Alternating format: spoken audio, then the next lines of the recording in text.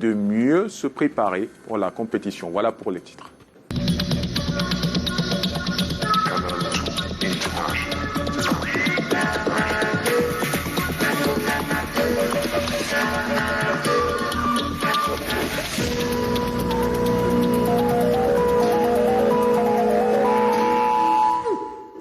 Bonsoir, une fois de plus, la mort a frappé sur la nationale numéro 1. 4 personnes ont perdu la vie sur l'axe Yaoundé-Nanga dans le département de la Haute-Sanaga. À l'origine du drame, une collision entre 2 véhicules. Le récit de Titi Freeman sur les images de notre correspondant Moïse Tébet. En panne, égaré sans signalisation au bord de la chaussée, ce grumier est à l'origine d'un grave accident survenu aux premières heures de ce 2 août au village Minkama. À Sephora, il y a d'abord une voiture, un grumier mort là, en route qui est tombé en panne hier soir au village Minkama, avant le contrôle. Surpris par son stationnement et voulant l'éviter, ce bus de transport est entré en collision avec une benne de sable de 10 roues venant en sens inverse.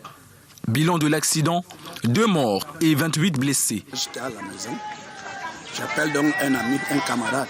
Il me dit que tu n'es pas au courant, il y a eu un accident grave ici au niveau de Minkama. Et ton petit-neveu est parmi ceux qui sont morts. C'est là où je me déplace, donc j'arrive ici à l'hôpital. Je viens de trouver comme il est vraiment touché là. La tête fendue comme vous voyez là. Donc, vraiment, je ne sais pas ce que je suis dépassé.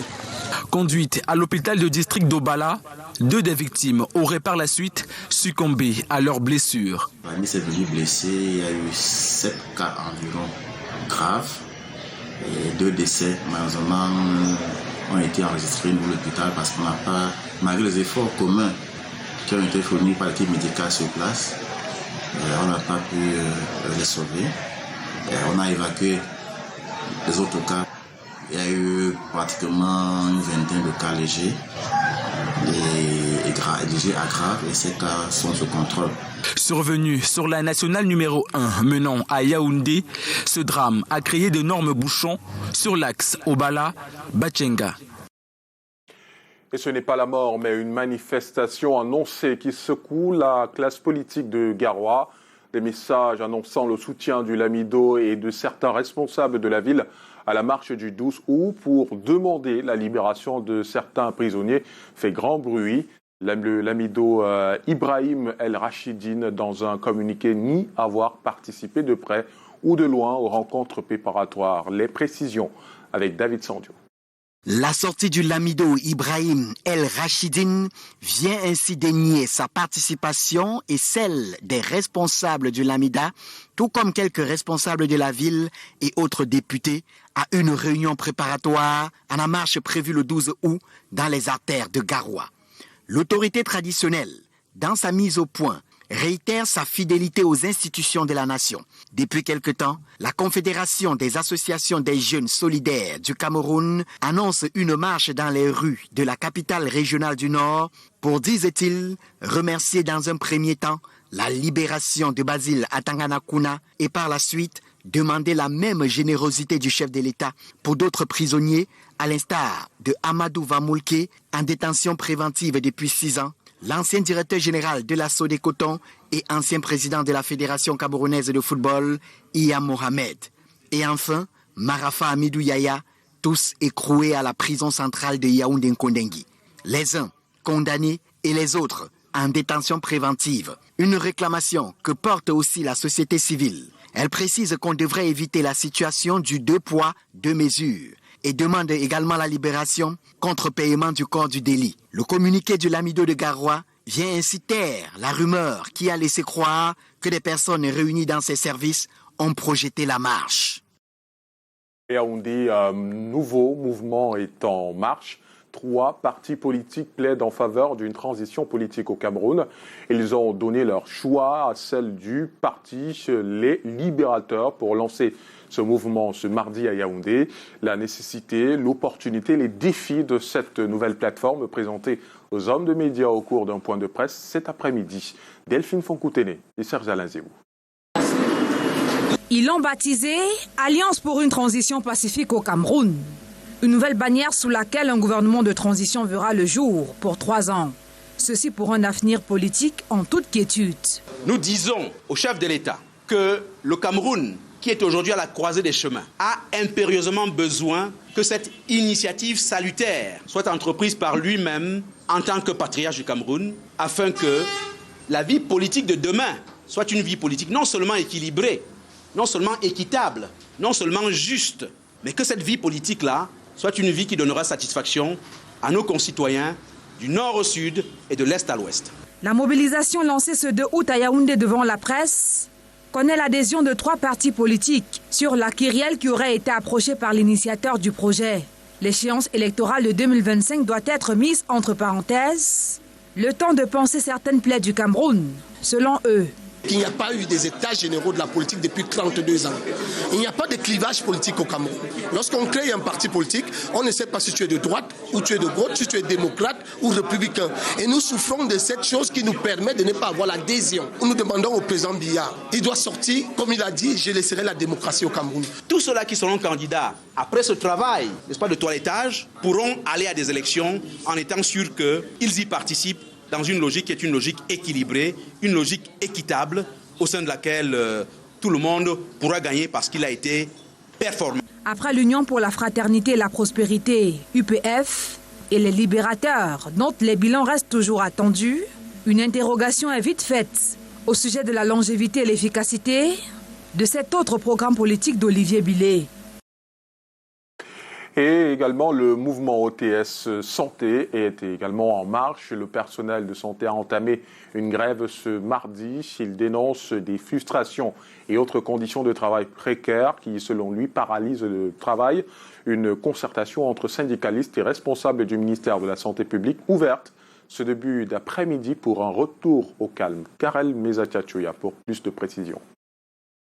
Sur ces clichés apparaissent clairement les revendications de ces hommes en blouse blanche. Au cœur figure le reversement de tout le personnel décisionnaire, contractuel dans la fonction publique. Il y a également le recrutement des 25 000 temporaires dans les formations sanitaires, l'affiliation des accompagnateurs psychosociaux à la CNPS, le paiement de non-logement, rappel des salaires, avancement, frais de relève, entre autres. Ils veulent faire entendre leur voix, d'où la grève qui a démarré ce 2 août dans le Septentrion. Et elle va s'étendre dans d'autres parties du Cameroun si rien n'est fait, selon des informations glanées au sein de ce mouvement, lequel affirme avoir notifié l'État au plus haut niveau par les canons que voici. Mais jusqu'ici, toujours pas de solution. Solutions qui viendront peut-être de la concertation entre syndicalistes du secteur et responsables du ministère de la Santé publique, ouverte ce jour à Yaoundé. Question d'apaiser les tensions pour un retour au calme. Apprend-on de sources bien introduites au sein de ce département ministériel.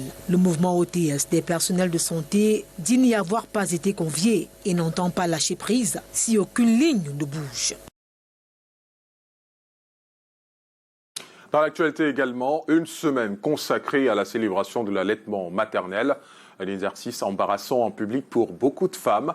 D'autres, par contre, ne trouvent aucune gêne à le faire. Elles sont disposées pour leur enfant, peu importe l'endroit. Voici le reportage de Karel Mezatiachouya et Michel Foucault. Il est imperturbable. Ce bout de chou savoure sa tétée au calme, le regard fixé vers sa maman qui l'accompagne avec bisous et sourires. Moment chargé d'émotions que vit ce couple mère et enfant, comme bien d'autres au service de vaccination de l'hôpital de district de Biémassi à Yaoundé, sans gêne. Aucun signe de l'embarras parfois observé chez certaines femmes lorsque contraintes de mettre le nourrisson au sein en public. C'est le besoin du bébé qui compte. Je dois l'allaiter même si nous sommes dans la voiture. Il suffit seulement puisque tu ne peux pas supporter les pleurs des bébés. Ma femme, même il y a combien de personnes là, elle allaite son enfant. L'enfant, c'est un don de Dieu. Et lorsqu'il a faim, on doit le nourrir, même si c'est en public.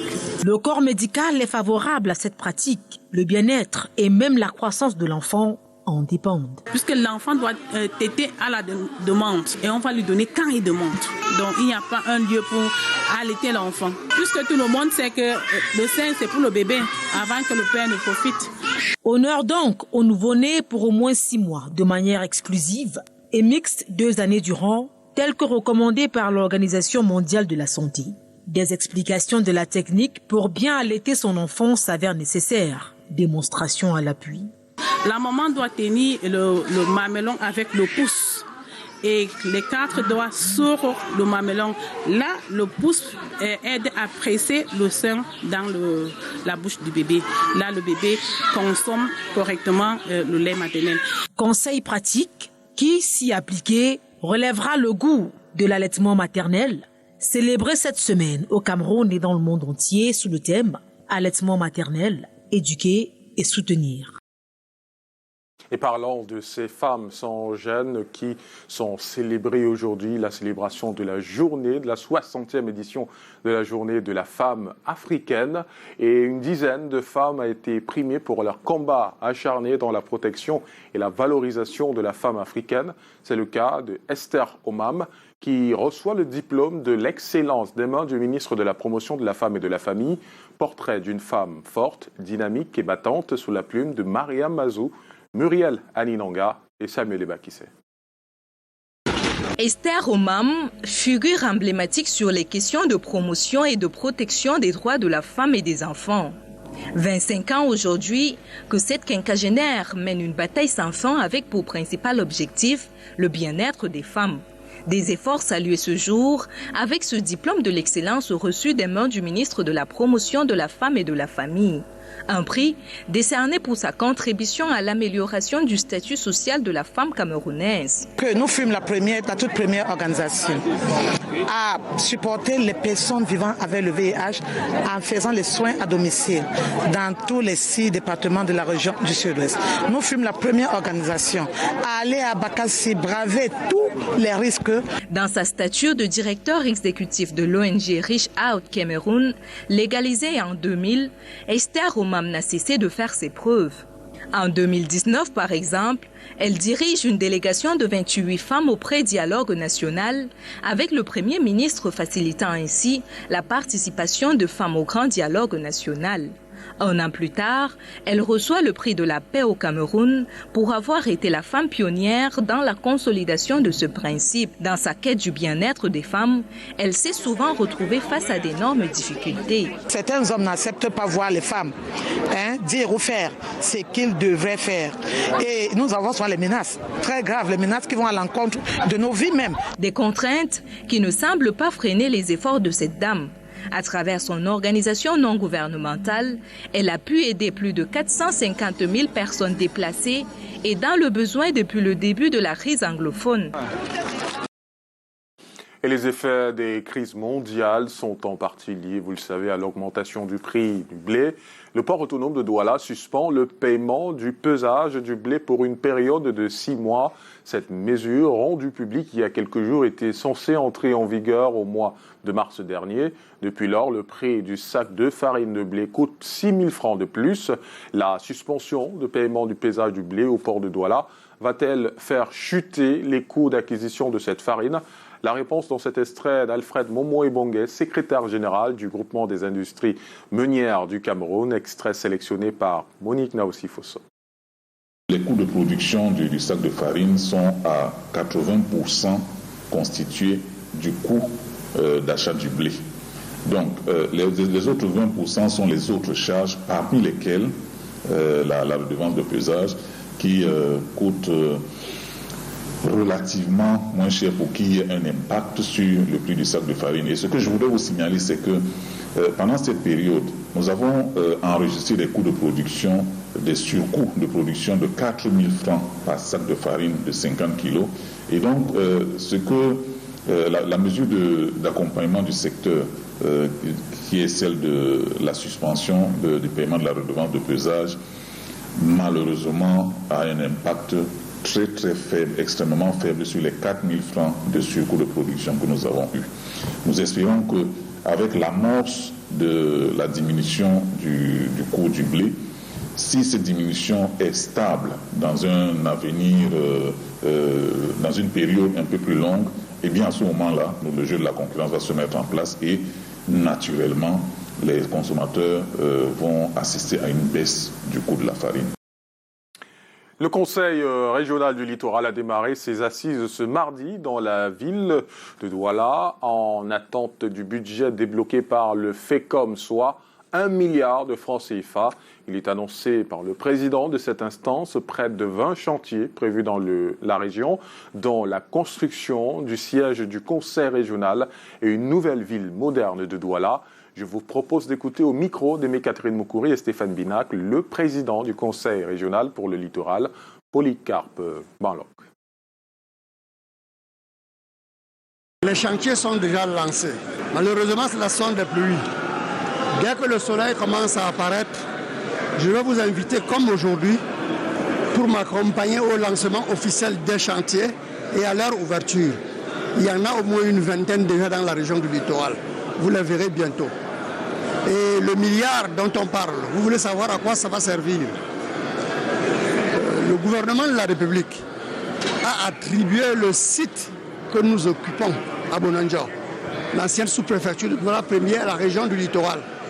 Nous sommes en train d'y édifier un bâtiment qui va servir de locaux provisoires de la région. C'est à cela que cet argent va servir. Donc on construit un immeuble derrière.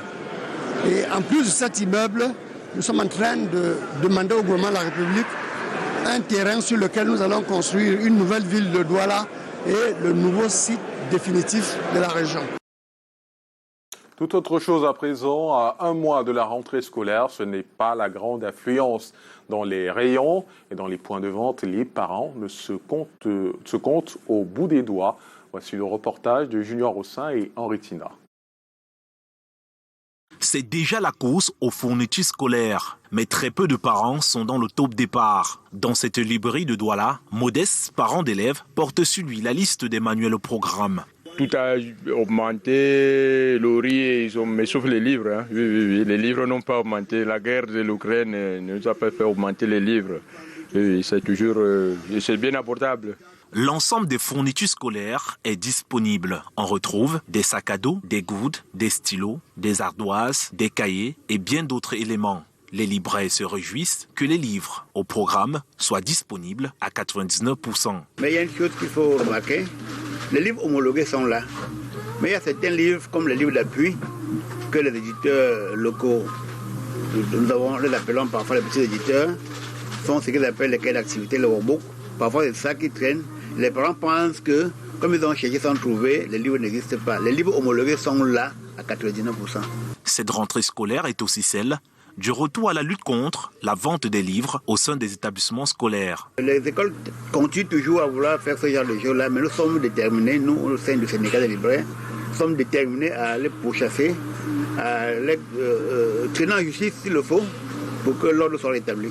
À un mois de la rentrée scolaire 2022-2023, ce n'est pas encore la grande bousculade. Dans les points de vente, on apprend que d'ici le 10 août 2022, l'ambiance sera assez dense. Et avant de reprendre l'école, Henri Chris et Michel, respectivement âgés de 9 ans et 10 ans, sont à l'école de la coiffure depuis le début des vacances. C'est le choix de leur père. Il a fait ce choix, dit-il, pour leur éviter des balades infructueuses. Un apprentissage non sans peine.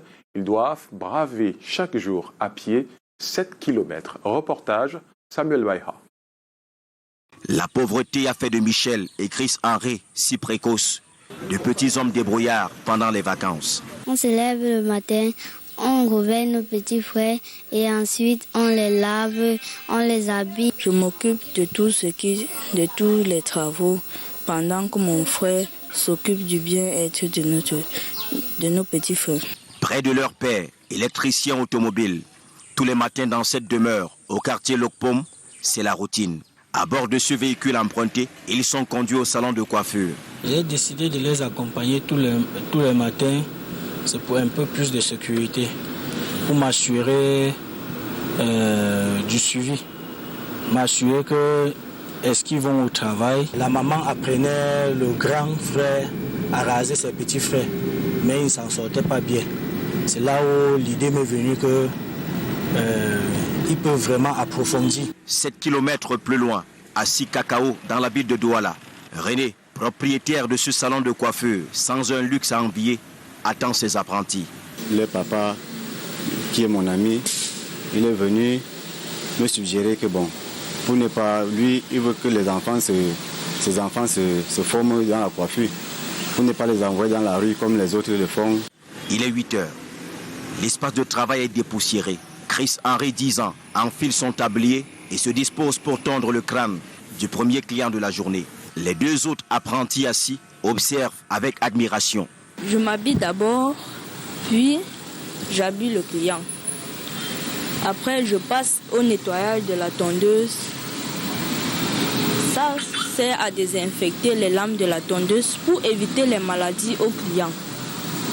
Puis, je nettoie les lames de la tondeuse grâce à une vieille brosse à dents ou à un chiffon. La tondeuse, maniée par une main sans grain d'expérience, exécute une trentaine de rotations. 10 minutes après, la tête est chauve et le client sous le charme. Je suis vraiment satisfait.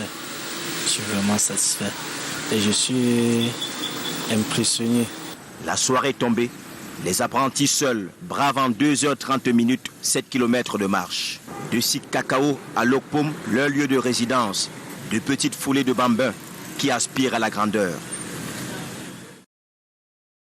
Du sport à présent et du football. Après le report de la CAN 2023 à janvier 2024, de nouvelles dates pour les 3e et 4e journées des éliminatoires prévues en septembre 2022. Les échéances ont été repoussées en mars 2023. L'objectif pour la CAF, via cette décision, est de permettre aux équipes engagées pour le mondial au Qatar de se préparer à mieux représenter le continent loin de la pression. Les précisions dans cet élément d'Aimé Catherine Moukouri. Un calendrier réaménagé par la CAF, celui des éliminatoires de la CAN Côte d'Ivoire 2023. Les 3e et 4e journées ont été renvoyées au mois de mars 2023. Dans un communiqué officiel, l'instance fêtière du football africain justifie ce choix par l'envie d'avoir les 5 équipes africaines engagées au Mondial Qatar assez compétitives, ce qui est pour certains observateurs une bonne nouvelle, surtout pour le Cameroun. C'est ces nations qui participeront à la Coupe du Monde, c'est un gros avantage, ça va leur permettre de mieux rouler leurs effectifs et surtout de trouver des sparring partners pour préparer la Coupe du Monde. On sait que c'est dans quelques mois seulement, ça enlève surtout la pression à ces nations-là qui se devaient de préparer en même temps ces éliminatoires, mais surtout la Coupe du Monde. Après, il faut surtout comprendre que les joueurs reprennent peu à peu le chemin des stades avec les championnats en Europe qui vont débuter dans quelques jours, dans quelques semaines.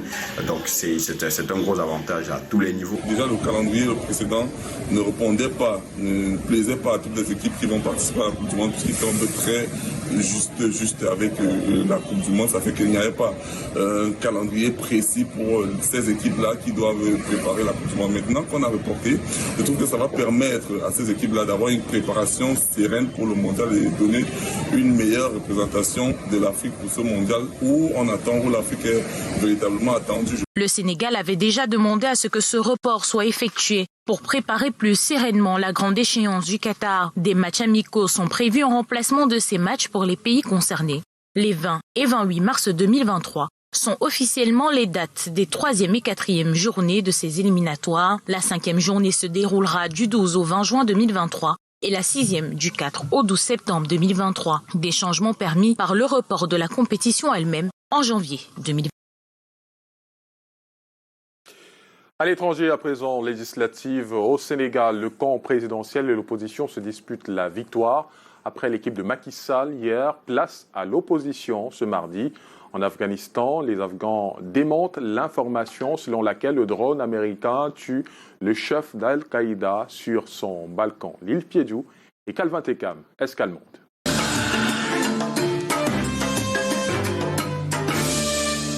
L'opposition sénégalaise affirme avoir gagné les élections à l'Assemblée nationale après la revendication par le camp présidentiel de la victoire aux législatives de dimanche au Sénégal. Notre démocratie a montré sa maturité et sa capacité à s'émanciper d'un certain nombre de contraintes pour s'élever.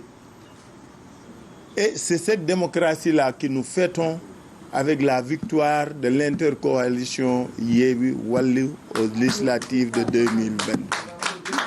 Le président Macky Sall avec sa coalition sont battus. C'est inédit au Sénégal. Et la cohabitation politique, ce n'est pas une honte, c'est de la politique. La deuxième personnalité du pays viendra de cette intercoalition.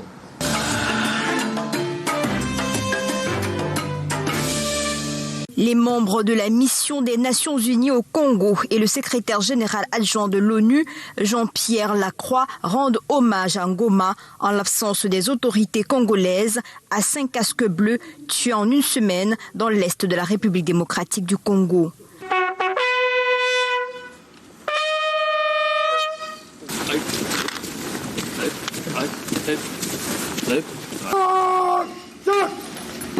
Justice doit être rendue à tous nos collègues des Nations Unies qui ont perdu la vie. Et bien évidemment, cette justice doit être rendue à tous nos frères et sœurs congolais qui continuent de subir les affres de la guerre et qui sont les premières victimes, nous l'avons malheureusement vu encore, de ces terribles dérapages et de ceux qui les initient.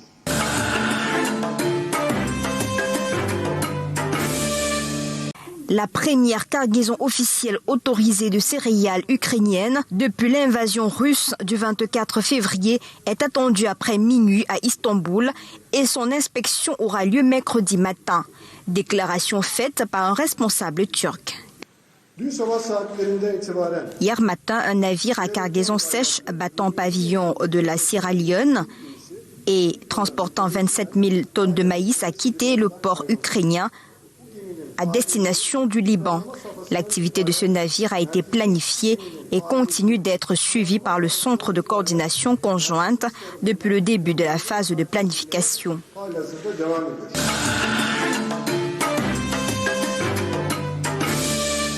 Les Afghans disent douter que le chef d'Al-Qaïda ait été tué dans une frappe de drone sur Kaboul, comme l'a annoncé le président américain Joe Biden, expliquant qu'il ne croit pas qu'Ayman al-Zawahiri se cachait dans leur capitale.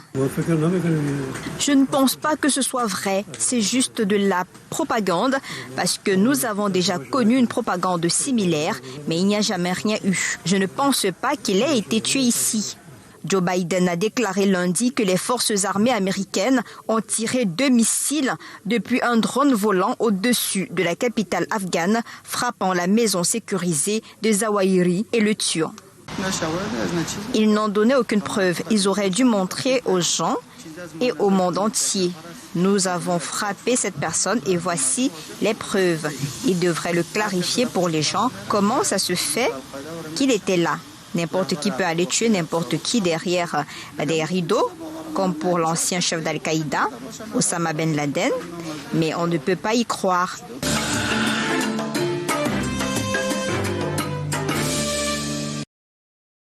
Et avant de refermer ce journal de la réclame, les populations de la ville de Douala ont assisté la semaine dernière à un mouvement surprenant. Des jeunes bâillonnés ont tenté de passer un message à travers des chasubles et autres gestuels.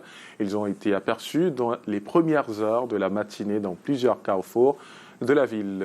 On voit cela avec Bertrand Ketchouang et Serge Tachemo. Nous sommes au lieu-dit rond-point d'Aïdo à Douala. Très tôt ce matin, des jeunes hommes et femmes, tous bâillonnés, affichent des messages sur leurs chasubles tout en effectuant des mouvements d'ensemble. Une situation peu ordinaire qui va susciter l'attention des passants. Franchement, c'est la première fois que je les vois. Donc j'ai commencé à les voir de l'autre côté là-bas, et puis je les revois ici. Bon, je vois un message, nos voix comptent. Je n'ai aucune idée, je ne comprends rien à ce message. C'est la même scène au parcours Vita. J'ai vu mes jeunes soeurs et frères. J'ai posé la question que vous êtes au parcours Vita. Pourquoi? J'ai vu écrit sur leur tenue ma voix compte. Je ne sais pas pourquoi leur voix compte. C'est eux maintenant à m'expliquer pourquoi leur voix compte. Au carrefour d'Okoti, à l'école publique de Daïdo, pour ne citer que cela, le phénomène est pareil. Que se passe-t-il? Les populations n'y comprennent rien et chacun y va de son analyse. Lorsque quelqu'un a une bouche bâillonnée et que sa voix compte, sûrement une façon pour elle de décrire un malaise ou bien un vécu triste de sa vie. Ma voix compte. Et elles ont la bouche fermée. C'est un peu comme si on ne nous laisse pas la liberté d'expression au pays. Nous, on n'a pas le droit de s'exprimer. C'est 25 000 1 kilo de farine. Il y a quoi? C'est normal. C'est comme ça que ça doit passer. Non, c'est difficile. Le Cameroun nous gère mal. Le Cameroun ne va pas, ça ne donne pas. Outre les inscriptions Ma Voix compte sur les chasubles, l'on peut également lire, selon les lieux, young, ambitious, motivate, optimistique. Entendez, jeune ambitieux, motivé et optimiste. Tel un chant de ralliement pour faire entendre sa voix. Et c'est la fin de ce journal. Merci de nous avoir suivis. Vous pouvez désormais nous suivre à nouveau sur nos plateformes numériques YouTube et Facebook. Moi, je vous retrouve demain, même lieu, même heure, 19h50. Bonsoir.